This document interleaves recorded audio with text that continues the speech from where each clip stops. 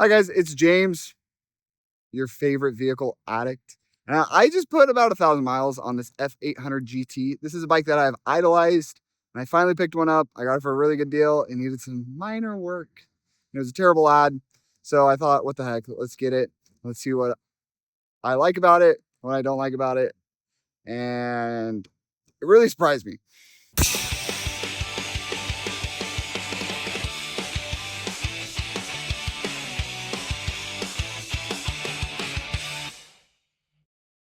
So this bike right here has a parallel twin 800cc motor that's in the F800GS. I had a, not to get confusing, but I had a F650GS, which had this motor, but the motor was detuned. Now I thought that the GS that I had a lack of power due to the engine being detuned, but that's not the case. These just don't make a lot of low-end power. Now, with it being a BMW, you get all sorts of goodies. You get freaking ride modes, you get traction control, you get infotainment. Look at that, we got 2 trips, we got tire pressure, there's a service indicator, service reset, all the goodies. 2 different stages of heated grips, ABS. Here's how you do the ride modes. You get a comfort, you get a normal, and you get a sport. Fires up only in neutral though. You can see it's in first gear and nothing. And not that I've ever killed this bike in traffic, but it's kind of embarrassing when you're sitting there doing the old neutral foot dance when you're at a stoplight, trying to freaking get her back on the green to then hit it. But as you can see, I'll go clutch in, first gear, clutch in. We got no sauce. There's nothing at all. All right, let's go ahead and show you guys a 0 to 60 of this bike. This bike right here, real world experience. And hopefully, sometimes there's a shifter light. I don't really understand. It may have to be in sport mode, but it only comes on sometimes. So I'll put in sport mode. This might be as good as we're gonna get. Okay, 0 miles an hour.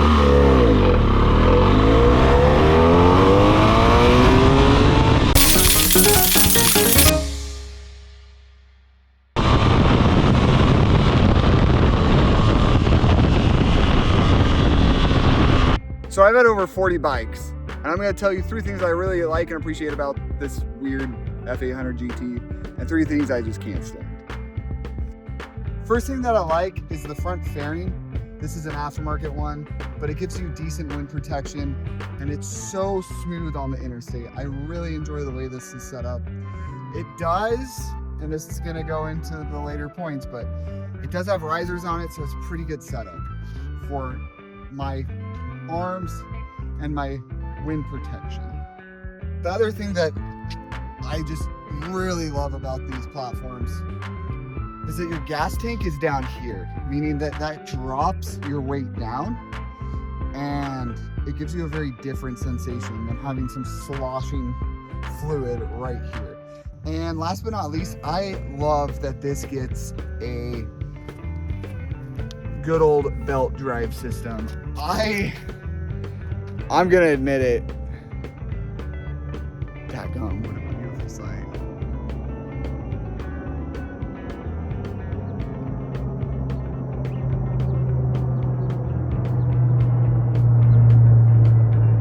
Well, back to it. All right, everyone, I'm not afraid to admit it. I got burnt out at chains. I had a summer that I probably put 5 chains on bikes, between ones that I was buying, ones that I was selling, a friend needed help, yada, yada, yada. So I was cutting them, sizing them, adjusting them, smushing everything. And that might sound minor, but if every time you do that, it takes 3 hours, and let's say you're a working professional with kids trying to make a little YouTube channel, that just eats up my riding time. So I really appreciate belt drives and shaft drives a lot more. I'm not having to adjust it. I'm not having to worry about it. I'm not having to spray the lubricant on it. Keep like lube in my pocket. People are, why do you have lube in your pocket? It's like, it's for my bike. Don't ask questions. So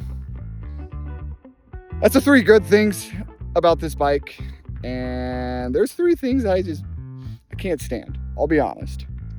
First things first, this bike makes decent power up top. It's kind of a weird engine, but BMW's, whatever. Like below $5,000, it's not much at all. But above $5,000, it starts to bite. But let me show you, as this throttle lock is going to be our angle determiner, whose wrist can travel that angle. Let me show you. This is my left wrist, but let me show you. I'm not locked. There it goes. Do you see how I'm having to dip my elbow and chicken wing this bike to get it to go? Like, I'll go right arm, and most bikes that I ride, right? Even my little Honda Monkey, my mini bike, like right there's full throttle. No, like I can't hit full throttle. I have to dip. Or you have to cheat it and like roll it, and then I can finally hit full throttle. But that is full throttle on this bike. That range of motion is insane. Whoever thought of that knew that old men were gonna be riding this and that they would just be going brah, brah, brah. Because I've tried to have some spirited legal rides on this, and I'm like giving myself carpal tunnel by the end of it. I just can't get with it. It drives me nuts. I know you could easily do some sort of reducer, but still, like what was going on there? So the second thing that I just don't understand, I'm a 6'1" male, but I have short, chubby legs. Meaning I wear a 36 by 32. This might be getting too personal, but this is for all of you wondering what this bike's like. It has a very low seat height, but they compacted it in such a way that it's difficult. You can see here, that is your angle. Like your butt goes there, and then your legs go there. But I'm gonna hop on this and show you all the struggles.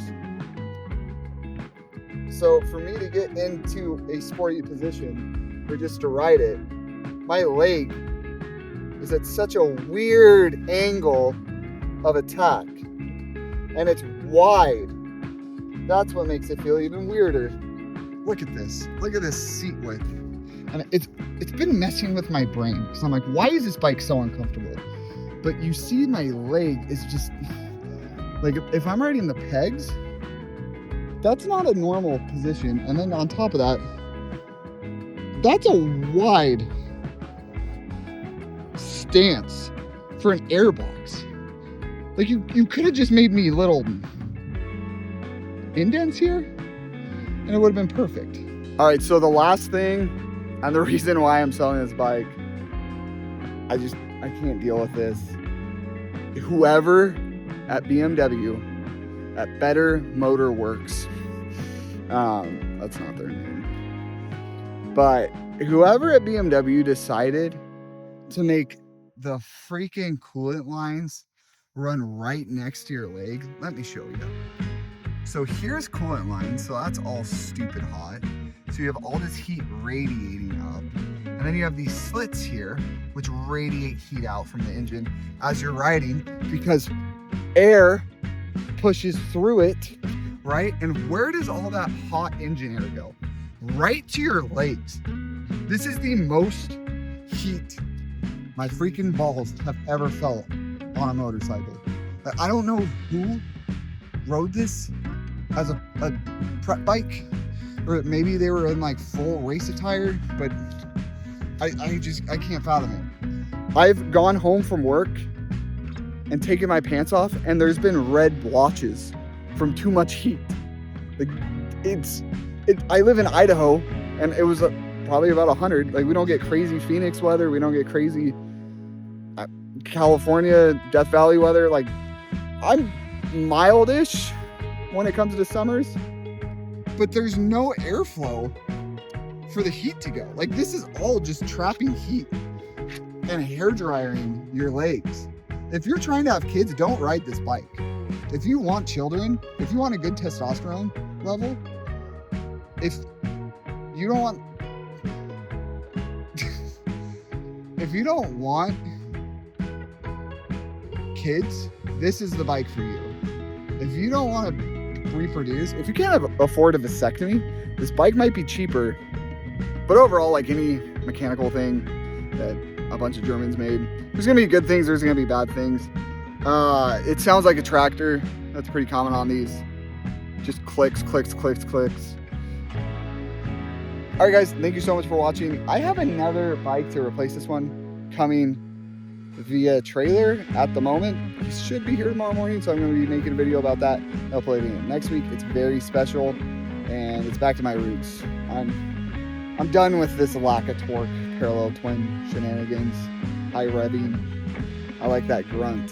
So thank you so much for watching. Like, comment, and subscribe if you like this type of content.